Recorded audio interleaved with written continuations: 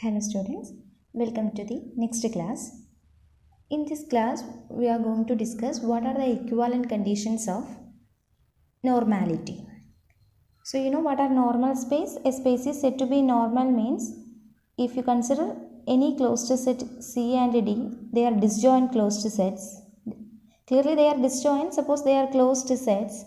Then there exists disjoint open sets U and V such that C is contained in U and E is contained in V, where U and V are open sets. So in a normal space, any two disjoint closed sets can be separated by mutually disjoint open sets U and V. So this is the definition of normal space. In this proposition, we see that these two second and third statements are equivalent to normality.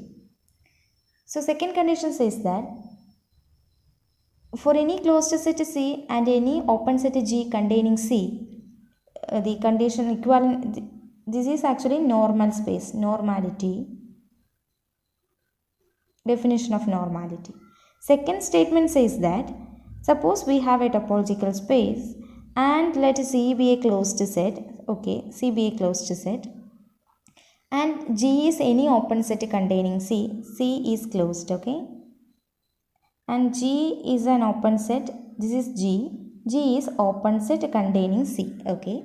Then there exists an open set H such that C is contained in H and H closure is contained in G. Then there is an open set H, this is our H, okay, and this is open, H is an open set such that C contained in H. And you know every set is contained in its closure, and then there exists a which is H closure, okay.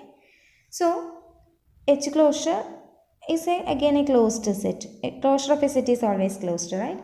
So if you have a closed set C and an open set G, then in between them there exists an open set H such that C will be contained in H, and you know H is always contained in H closure, and the H closure is also contained in G.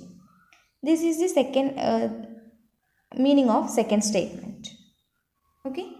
And the third statement says that when you have a closed set C and an open set G containing that, there exists an open set H such that C contained in H, okay, and there exists a closed set K such that C contained in H contained in K contained in G. Actually this closed set is H closure. This K is nothing but the H closure. If we choose this K as H closure, then it is trivial. And the H closure na K ennu vilichal C contained in H contained in K, and K will be contained in G. That will be true. So the third statement is nothing but you choose H closure is equal to K. That K is actually closure of that previous open set. Okay. So we need to prove these statements are equivalent. So first we will prove 1 implies 2. That means this gives this. Okay. So assume that X be a normal space. Let X be normal.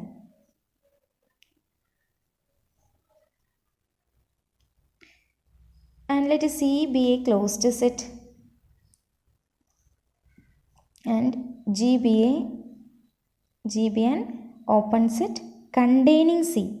Not actually it is containing C. Okay. When G is an open set, you can let D equal to, I choose D equal to X minus G, okay.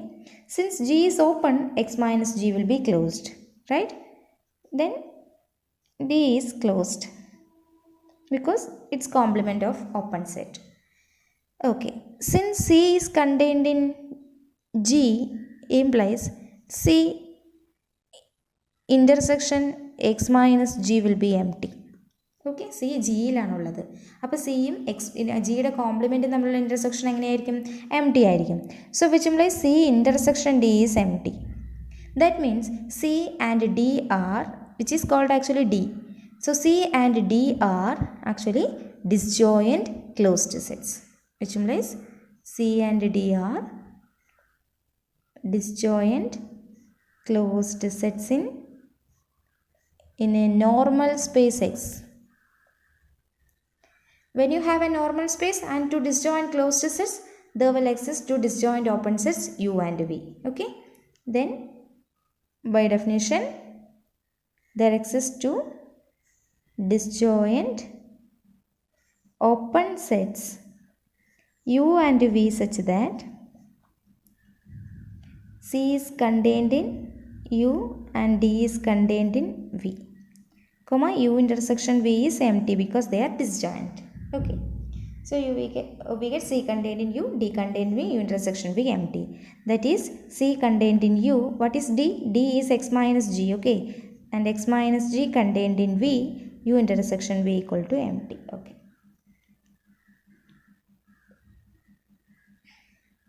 But we want an open set H such that which have the property C contained in H, H closure is contained in G. Now take H is equal to U, comma, then H will be open because U is open. H will be open and C will be contained in H because C is contained in U, right? Then what will be H closure? Then H closure equal to U closure. H closure is equal to U closure. Yeah, since U intersection V equal to empty means U will be contained in X minus V. One is contained in another's complement. So U will be contained in X minus V. So which implies U closure is contained in X minus V, the whole closure, right? What is X minus V? Since V is open, X minus V closed, right? Since V is open, X minus V closed.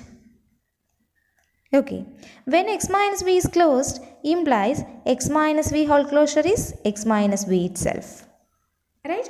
When a set is closed, its closure is itself. So you get H closure is equal to U closure, therefore H closure is contained in X minus V the whole closure, and that X minus V whole closure is nothing but X minus V itself. Okay, X minus V itself, and this X minus V, yeah, we have X minus G is contained in V. Since we have X minus G is contained in V implies X minus V will be contained in G. Okay, so you get X minus V is contained in G. That means H closure is contained in G. So which implies we have C contained in H here and this H closure is contained in G, where H is an open set too. So we get the required result. C contained in H, H closure is contained in G, where H is an open set. Yes, H is equal to U, therefore H is open. So you proved 1 implies 2. Now we will prove 2 implies 3. That is, when you have an open set, when you have a closed set and open set containing that, when that is for any closed set C and open set G containing that, containing C, comma, there exists an open set H such that C contained in H, comma, H closure contained in G. Assume this condition, second statement. We prove third statement. In third statement, we need to prove that for the same assumption, there are 2 sets. One is open, second one is closed and have the required property. Okay. So suppose assume this condition. Ready? Now, take H closure is equal to K. Then K is a closed set. Then K is a closed set because closure of a set is always closed. Closure of a set is closed. So that K will be a closed set. Then by assumption, comma, C will be contained in H and H is always contained in H closure and that H closure is contained in G. And we have taken H closure is equal to K. So which implies C contained in H and that H is contained in K and that K is contained in G. So we get the required result. This was our statement 3. Okay. Now we will prove 3 implies 1 to prove the equivalency. So assume the condition 3. Assume for any closed set C and any open set G containing C, open set G containing C, comma, there exists an open set H, open set H and a closed set G and a closed set K such that C is contained in H is contained in K is contained in G. So assume this condition. We want to prove that first statement, that is our space is regular. To prove capital X is not regular, normal. Normal, we need to consider two disjoint closed sets. We want to exhibit two disjoint open sets to containing them separately. Okay. To prove X is normal, let C and D be any two disjoint closed sets in capital X. We want two disjoint open set U and V such that C in U and D in V. Okay. Since D is closed, implies X minus D open. Okay. And we have C and D are disjoint. Therefore, C intersection D must be empty. And we have C intersection D must be empty. When C intersection D empty, C will be contained in X minus D. One is contained in another's complement. So, C will be contained in X minus D. So, X minus D is an open set containing a closed set C. So, which implies C be a closed set and X minus D be the open set. Actually, X minus D is the open set containing C. So that you can use the assumption. We have a closed set C and an open set G. Instead of G, we have X minus D. Okay. Then by assumption, there exists an open set H and a closed set K such that we have C is contained in, H is contained in, K is contained in G. Instead of G, we have X minus D. X minus D. But G alla pagaram X minus D aanu. Okay.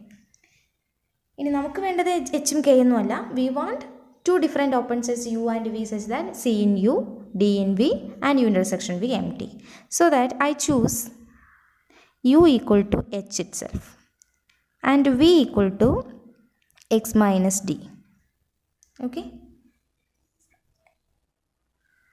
Not X minus D, I'm sorry, X minus V. Okay. By definition, we have H is an open set. Since H is open, implies U is open. So, we get an open set U. Since, okay, I take X minus K. Okay, X minus K. Since K is a closed set, right? A closed set K na parnirikane. Since K is closed, if you take X minus K as V, then V is open. Okay, K is closed mean X minus K open, X minus K is chosen as V. So, V is open. So, you get U and V are open. Okay. Then what is U intersection V? What is U intersection V? We have U intersection V equal to U is taken as H itself, H intersection V and V is X minus K. H intersection X minus K. We have H is contained in K. When H is contained in K, H intersection X minus K endavum, that will be empty because H is contained in K. Then H cannot be intersect with X minus K. X minus K is a complement of K. So that will be a complement of H also. So H intersection X minus K is empty, implies U and V are disjoint. So you get U and V are disjoint open sets. And clearly we have C is contained in H. We have chosen H as U. So C will be contained in U. Clearly C will be contained in U. What about D? Yeah, we have K is contained in X minus D and K is contained in X minus D, which implies D is contained in X minus K.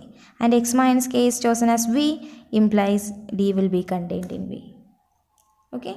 So we have, when you have C and D are two disjoint closed sets, then we get two open sets U and V. They are disjoint and C contained in U and D contained in V, which implies X is normal. So we proved 3 implies 1. So all three statements are equivalent, or the first, second and third statements are equivalent statements of normality.